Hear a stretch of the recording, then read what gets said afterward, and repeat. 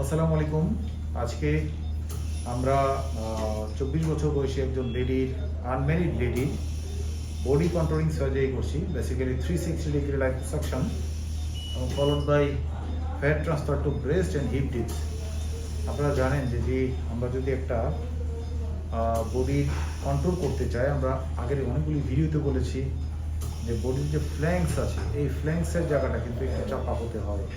ফ্ল্যাঙ্কসের জায়গা এখানে আমরা যে শুধু লাইপোসাকশন করলে চাপা হয়ে যায় তাই না, বেসিক্যালি এর নিচের অংশটা আর একটু ফোলাতে হয়, তারপরে উপরের অংশটাও ফোলাতে হয়।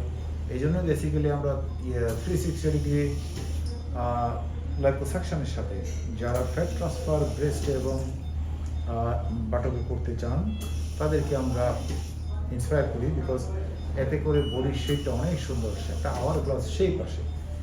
এখন আওয়ার গ্লাস শেপ শব্দটার সাথে অনেকেই পরিচিত। অনেকেই আমাদের কাছে এসে বলেন যে আমরা একটা আওয়ার গ্লাস শেপ বডি চাই, সুতরাং আমার এখানকার ফ্যাটগুলি একটু কমিয়ে দেন। তো ফ্যাট কমিয়ে দিলে ডেফিনেটলি আওয়ার গ্লাস শেপের কাছাকাছি আসে। এর একই সাথে যদি আমরা ব্রেস্ট এবং বাটকে আমরা ফ্যাট ট্রান্সফার করি, সেই শেপটা একদম পরিপূর্ণ হয়। তো সেই লক্ষ্যে আমরা আজকে এই সার্জারিটা করছি। এখন আমরা ব্রেস্টে ফ্যাট ট্রান্সফার করব। অলরেডি আমরা বাটকে ফ্যাট ট্রান্সফার ওনার করেছি। তো এই যে ফ্যাট দেখতে পাচ্ছেন, আরও অনেক ফ্যাট আছে। এখানে আমরা কিছু ফ্যাট রাখলাম, এগুলো আমরা ফ্যাট এখন ইনজেকশনের মাধ্যমে ট্রান্সফার করব। এই ক্ষেত্রে যেটা হয় যে লাইপোসাকশনের বেসিক্যালি কোনো কাটাকাটি নেই। দুইটা ফুটা করে আমরা লাইপোসাকশন করে ফ্যাট বের করি।